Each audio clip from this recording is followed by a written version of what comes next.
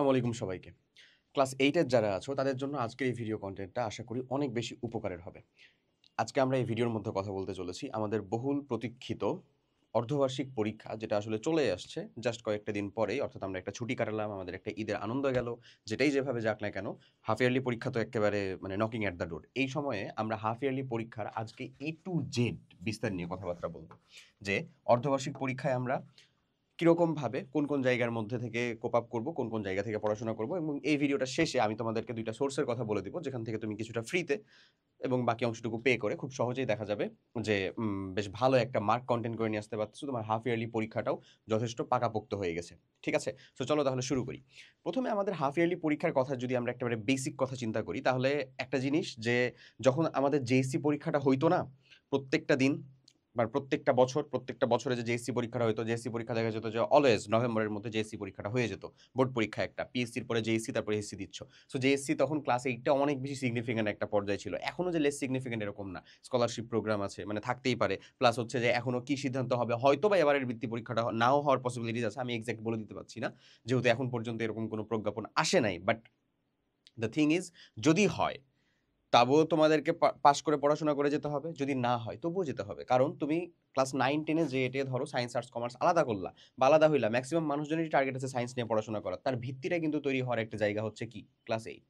So যাই হোক, আমরা ওই সকল কথাবার্তা বাদ দিয়ে যদি একটু অর্ধবার্ষিক পরীক্ষা নিয়ে সিরিয়াস হই, তাহলে সেখানে এসে আমাদের কি জিনিস করা দরকার? চলো সেটা নিয়ে একটু চিন্তা ভাবনা করি, সেটা একটু বলি।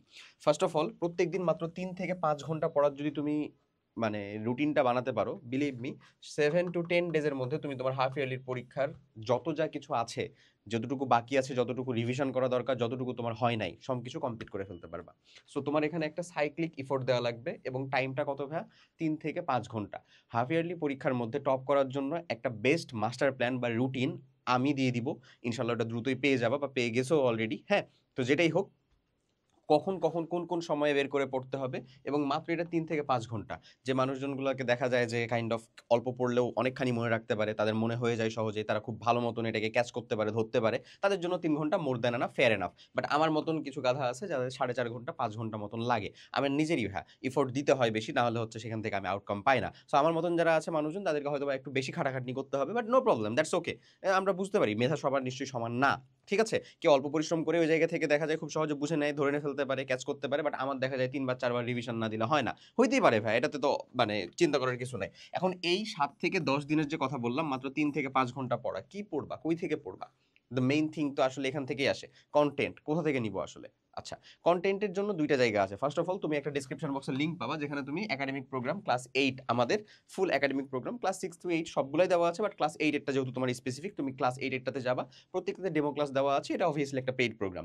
সাথে আমি তোমাদেরকে যদি একটু বলি, তোমার কাছে পড়াশোনা করার জন্য ২ টা জিনিস বেস্ট। তুমি হয়তোবা কোনো গাইড নিয়েছো, সে গাইডও আছে তোমার কাছে বোর্ড বই আছে। আমাদের এই প্রোগ্রামের মধ্যে সবথেকে গুরুত্বপূর্ণ যে জিনিসটা, সেটা হচ্ছে কম্প্যাক্ট সকল সাবজেক্টের ক্লাস তো তুমি পাচ্ছই। এখানে একটা জিনিস দেওয়া আছে, সেটা হচ্ছে দাগানো বই। অর্থাৎ তোমার যেই সাবজেক্টের প্রয়োজন, যেই সাবজেক্টটাকে ধরো হচ্ছে কৃষি শিক্ষা, ধরো ধর্ম, ধরো হচ্ছে বিজিএস, যেটাই হোক না কেন, একটা সাবজেক্টের একটা চ্যাপ্টারে সবগুলো জিনিসপত্র তো অবভিয়াসলি অতটাও ইম্পর্টেন্ট না। বাট অবশ্যই সেখান থেকে প্রশ্ন আসার মতন জায়গা আছে। কই পাবা? কিভাবে পাবা? কতবার বড় ভাইকে বলবা যে কোনটা ইম্পর্টেন্ট ভাই বলে দেন, দাগায় দেন? তার থেকে বেটার না দাগানো বই, যেটা আমরা তোমাদেরকে অলরেডি দিয়ে দিছি, বোর্ড বইয়েরই পিডিএফ ভার্সন দাগানো, সেটা দাগিয়ে দেওয়া আছে যে কোন জায়গার ভিতরে সব থেকে বেশি ইম্পর্টেন্ট টপিকগুলো আছে। তাহলে সেগুলো যদি তুমি আগে কমপ্লিট করে ফেলতে পারো, তোমার হাফ ইয়ারলি পরীক্ষাটা অন্তত ভালো মতন কেটে যাবে। এতটুকু গ্যারান্টি আমরাই দিতে পারি। পারি না? অবভিয়াসলি পারা যায়। এবং দেখা যায় হাফ ইয়ারলি পরীক্ষার ভিতরে তোমার টোটাল যেই ধরো ১৪টা বা ১২টা যদি চ্যাপ্টার থাকে, তার ভিতরে ৪টা থেকে ৫টা থাকে, অথবা ৬টা থাকে হাইয়েস্ট গেলে। তো ৬টা যদি চ্যাপ্টার থাকে ভাইয়া, অবশ্যই যে এতদিন গেল তার ভিতরে ১টা ২টা ৩টা মতন তুমি গেছো, বাকি থাকে আর কয়টা রে? ৩টা বা হাইয়েস্ট গেলে ৪টা করে। বা আগেকার দিকের যেগুলা, সেগুলোর ভিতরে হয়তো অল্প করে প্রবলেম আছে, সেটুকু সমাধান করে নেওয়ার জন্য তো বিলিভ মি ৭ থেকে ১০ দিন ফেয়ার এনাফ। জাস্ট তোমার একটু ডেডিকেশন দরকার।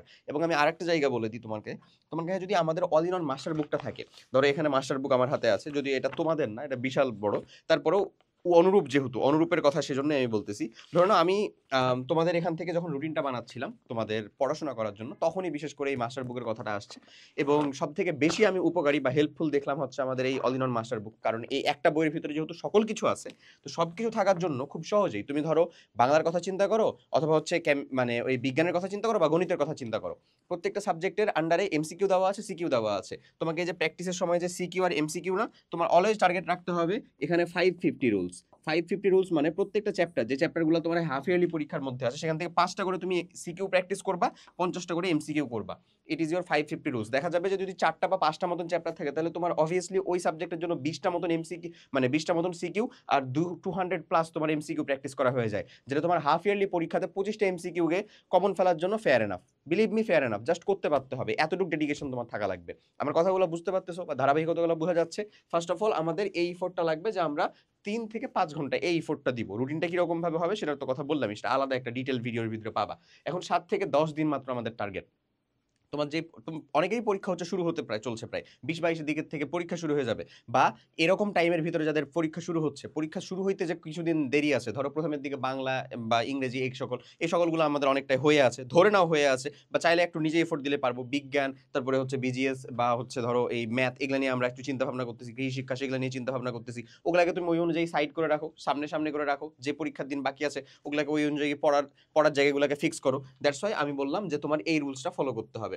এখন থেকেও তুমি যদি বাংলাটা পড়ার চিন্তা করো, ধরো বাংলার ভিতরে গদ্য পদ্য মিলা সবকিছু মিলা ধরো আছে আটটা মতো গদ্য পদ্য মিলা, তাহলে 8টার ভিতরে তুমি যদি এটা পড়ো ভাইয়া, 5টা করে সিকিউ, কয়টা হবে? 40টা, যেটা তোমার ওই অল ইন ওয়ান মাস্টার বুকে আছে। আমি বারবার জরুরিভাবে বলতেছি, অল ইন ওয়ান মাস্টার বুক যদি থেকে থাকে ভেরি গুড, না থাকলে তুমি এখান থেকে অর্ডার করতে পারো, বাট তোমার কাছে যদি অন্য কোনো গাইড থাকে সে গাইড থেকেও পড়তে পারো, কোনো সমস্যা নেই। But always maintain this 550 rules.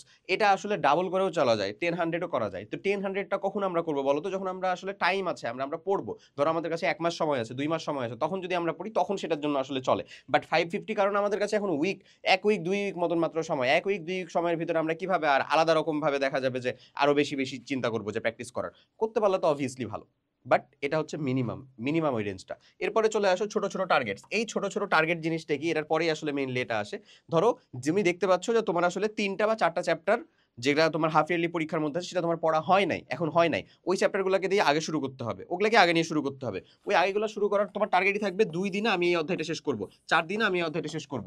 তুমি দেখো আমাদের মানে আমাদের যে অনস্টপ একাডেমিক প্রোগ্রামটা আছে, সেই প্রোগ্রামের মধ্যে ওই সাবজেক্টের ওই চ্যাপ্টারের কোয়ালিটিফুল ক্লাস ওখানে যুক্ত করা আছে। তুমি দেখলা যে ওখানে আছে হচ্ছে আসলে 4টা ক্লাস ওই চ্যাপ্টারটাকে শেষ করতে, মানে 4টা ক্লাস টপিক ওয়াইজ ভাগ করে দেওয়া আছে। So part 1 part 2 part 3 part 4 এরকম ভাবে 4টা যদি থাকে, প্রত্যেকটা ক্লাস দেখতেছো যে 1 ঘন্টা থেকে 1 ঘন্টা 10 মিনিট এরকম রেঞ্জের, নো প্রবলেম। তাহলে তুমি এটার জন্য কয়দিন হাইস্ট টাইম নিতে পারো? 2 দিন টাইম নিতে পারো ভাই। যেটা ছোট হবে সেটার জন্য এই যে বললাম 2 দিন, দেখবে এরকমই, এর বেশি নাই কিন্তু, 2 দিন থেকে 3 দিন যেতে পারে। যেটা বড় হবে সেটাতে যাবে হচ্ছে 4 দিন থেকে 5 দিন, এরকম একটা টার্গেট নিবা। এবং ওইটা কিন্তু এমন না যে ওই দিনের মধ্যে খালি ওই চ্যাপ্টারটাই পড়বা, না, সবগুলা যে, মানে ধরো মিনিমাম তো তোমাকে হচ্ছে যে বাংলা বা ইংরেজির ভিতর থেকে একটা, বিজ্ঞান বা ম্যাথের মধ্যে থেকে একটা, বিজিএস বা ধর্ম এবং আইসিটি এগুলোর ভিতর থেকে একটা, এই 3টা তো পড়তেই হবে। ওই পড়ার ফাঁকে তুমি যে হচ্ছে ধরে নাও ম্যাথের যেটার কথা চিন্তা করতেছো, যে ম্যাথ যেদিন পড়বা পরের দিন হচ্ছে বিজ্ঞান পড়বা, ম্যাথ যেদিন পড়তেছো সেদিন ম্যাথের মধ্যেকার এই চ্যাপ্টার শেষ করতেছো, সেটা ওই যে 3টা সাবজেক্টের ভিতরে ওই অংশটা। এমন না যে হচ্ছে যে ছোট ছোট টার্গেট মানে হচ্ছে পুরো 2 দিন ধরে ওই একটা চ্যাপ্টারই পড়বো, না, ডিফারেন্ট সাবজেক্টেরই ছোট ছোট করে আমরা কি নিব, টার্গেট নিব। টার্গেট নিলে খুব সহজে এটাকে কি করে দেওয়া যায় দেখা যাবে, ফিল আপ হয়ে যাবে এবং তুমি খুব সহজে দেখা যাবে শেষ করতে পারবা। ক্লিয়ার? ওকে। এরপরে আসো নতুন কোনো একটা কনসেপ্ট পড়তে করণীয়। এটা 2 রকম ভাবে কাজ করা হয় অলওয়েজ। একটা হচ্ছে ইঞ্জিনিয়ারিং মেথড, একটা হচ্ছে রিভার্স ইঞ্জিনিয়ারিং মেথড। দেখো ইঞ্জিনিয়ারিং মেথড হচ্ছে এইটা, এই যে এটাকে বলা হয় ইঞ্জিনিয়ারিং মেথড। ইঞ্জিনিয়ারিং মেথড মানে কি? একেবারে চুল চেরা বিশ্লেষণ করে সবকিছু হবে, সবকিছু ডকুমেন্টেশন থাকবে, তোমার নোট থাকবে, শর্ট নোট থাকবে, তোমার ম্যাপ থাকবে, সব থাকবে, তুমি এক্সাম দিবা, রিভিশন করবা, সব শেষ করার পরে এটা হচ্ছে ইঞ্জিনিয়ারিং মেথড। আর এই জায়গাটুকুকে বলা হয় হচ্ছে আসলে reverse engineering method. Reverse engineering মেথডটা কি আসলে সব থেকে বেশি অ্যাপ্রোপ্রিয়েট? উত্তরটা হচ্ছে না, ইঞ্জিনিয়ারিং মেথডটা হচ্ছে বেস্ট। রিভার্স ইঞ্জিনিয়ারিং মেথডটা কখন কাজ করতে হয়? যখন তোমার কাছে সময় খুবই কম, তখন আসলে ডু অর ডাই সিচুয়েশন, কিছু করার নাই, অ্যাটলিস্ট কিছু পড়ে যাওয়া উচিত, তখন তোমার কাছে রিভার্স ইঞ্জিনিয়ারিং মেথডটা কাজে লাগতে পারে। এখন আমি যদি বলি ইঞ্জিনিয়ারিং মেথডটাতে কি হয়, ফার্স্ট অফ অল একটা চ্যাপ্টার, ম্যাথ হোক, মানে অথবা বিজ্ঞান হোক, অথবা যে কোনো একটা সাবজেক্টের যে কোনো একটা চ্যাপ্টার পড়তে হবে, তুমি ফার্স্ট অফ অল ওভারভিউ নিবা। ওভারভিউ নেওয়ার জন্য কিন্তু তোমার বইয়ের শুরুতে একেবারে এই অধ্যায় শেষে শিক্ষার্থীরা কি শিখতে পারবে সেটা কিন্তু দেওয়া থাকে, ঠিক আছে? সো ওভারভিউ নিতে পারো কিরকম ভাবে, সামারি করে একেবারে শেষের দিকে দেখবা যে বেশ কিছু অংশ দেওয়া আছে, সে সামারিটা পড়ে হলেও ওভারভিউ নিতে পারবা। ওকে। অথবা হচ্ছে পেজ চ্যাপ্টার উল্টায় দেখতেছো, টপিকের নামগুলো দেখতেছো, এটার মাধ্যমে তুমি ওভারভিউ নিতে পারো। ওভারভিউ নেওয়ার পরে বেসিক বা কনসেপ্ট কমপ্লিট করতে হবে। এটা কমপ্লিট করার জায়গা হচ্ছে দুইটাই, একটা হচ্ছে ক্লাস অথবা হচ্ছে তোমার কন্টেন্ট। ক্লাস মানে কি ভাই? কম্প্যাক্ট ক্লাস, এই যেটার কথা বললাম, সকল কম্প্যাক্ট থিওরি ক্লাস ওখানে যুক্ত করা আছে, জয়টা পার্ট আছে জয়টা পার্ট কমপ্লিট করতে হবে। অথবা কন্টেন্ট, কন্টেন্ট মানে কি দাগানো বই অথবা তোমার কাছে বই অথবা হচ্ছে তোমার ওই যে মানে গাইড বই, ঠিক আছে, এখানে যতটুকু পড়তে দেওয়া আছে থিওরি অংশটুকু দেওয়া আছে সেটা। এরপরে চলে আসতে হবে সেটার অ্যাপ্লিকেশন। অ্যাপ্লিকেশন মানে সেখান থেকে কোশ্চেন আসে কিরকম ভাবে, কি কি কোশ্চেন আসছে, কিভাবে আসছে, সেটা চলে যেতে হবে, সেটা হচ্ছে আমাদের অ্যাপ্লিকেশন। এরপরে বেসিক বা কনসেপ্টটা ক্লিয়ার করার পরে তারপরে সেটার এক্সাম দিতে হবে। আমার এখানে স্কুল স্ট্যান্ডার্ড এক্সাম সব কিছু যুক্ত করা আছে। স্কুল স্ট্যান্ডার্ড এক্সাম মানে তোমার স্কুলে যে স্ট্যান্ডার্ড এক্সাম হতে পারে তুমি ওই এক্সামের মাধ্যমে নিজেকে যাচাই করতে পারবা। ওকে, এরপরে চলে যেতে হবে ভাই রিভিশন কমপ্লিট করতে। কি কমপ্লিট করতে হবে আমাদেরকে? রিভিশন। রিভিশনটা আমরা কি করব আসলে, এই যে এক্সাম দেওয়ার মাধ্যমে তুমি তোমার উইকনেসের জায়গাটা দেখতে পাবা, যে আসলে সব জায়গায় তুমি উত্তর করতে পারতেছো, এই কিছু জায়গায় উত্তর ভুল হচ্ছে, এই কিছু জায়গায় উত্তর করতে বেশি সময় লাগতেছে, সব কিছু অল এভারেজ সব জানতে পারবা। তখনই তুমি বুঝতে পারবা যে আসলে এখানে তোমার রিভিশনটা দিতে হবে কোন জায়গাতে, বা ওই পুরো চ্যাপ্টারের মধ্যে কোন টপিকটার উপরে বেশি ফোকাস করতে হবে। সো এটা হচ্ছে তোমার সেই ইঞ্জিনিয়ারিং মেথড। এখন ধরে নাও তোমার কাছে সময় খুবই কম, ধরো সময় আছে একদিন, চ্যাপ্টার আছে 4টা, তখন কি করতে হবে? তখন রিভার্স ইঞ্জিনিয়ারিং মেথডে যেতে হবে। সেটা কি? সেটা হচ্ছে কোনো কথাবার্তা নাই, কি চ্যাপ্টার কি অধ্যায় এগুলো জানি না কিছু, ডিরেক্ট চলে আসবো অ্যাপ্লিকেশনে। এবং এটার মাধ্যমে তুমি যে একেবারে 100 ফলাফল বের করে নিয়ে আসতে পারবে এমন কিন্তু না।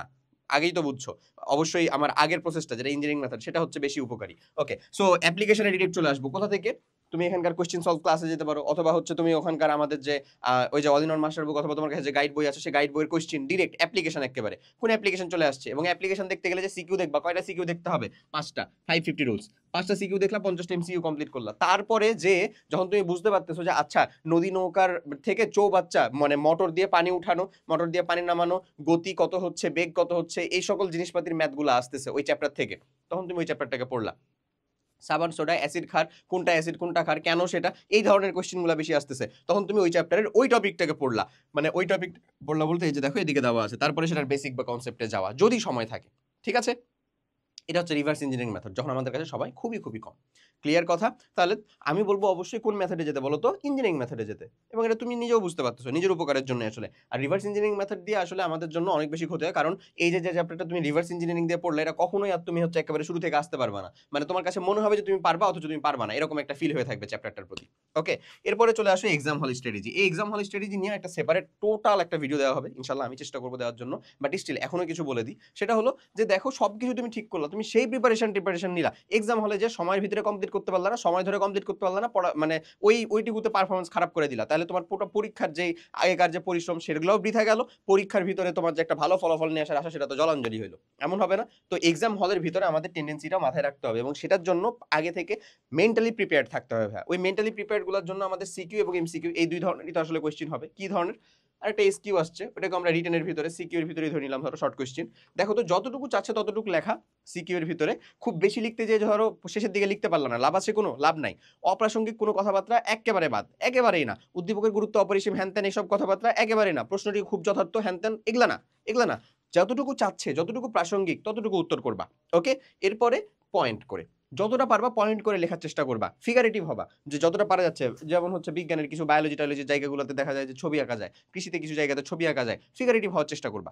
ওকে, এমসিকিউ এর কথা, এমসিকিউ প্র্যাকটিস করার জন্য ফার্স্ট অফ অল প্রথম টার্গেট যেটা, তুমি অলরেডি 50টা করে এমসিকিউ যে করছো, এরপরে যখনই কোনো একটা মডেল টেস্ট দিবা বা আমাদের এখানে স্কুল স্ট্যান্ডার্ড এক্সাম দিতে যাবা, প্রথমে একটা ওভারভিউ নিয়ে নিবা, কোনগুলা ইজি আছে, কোনগুলা একবারই চেষ্টা করলে দাগানো যাবে, কোনগুলা হচ্ছে যে একটু সময় লাগবে, কোনগুলাতে হচ্ছে একটু দেখা গেছে যে কোনগুলা আউট অফ দ্য বক্স আসছে, ঠিক আছে।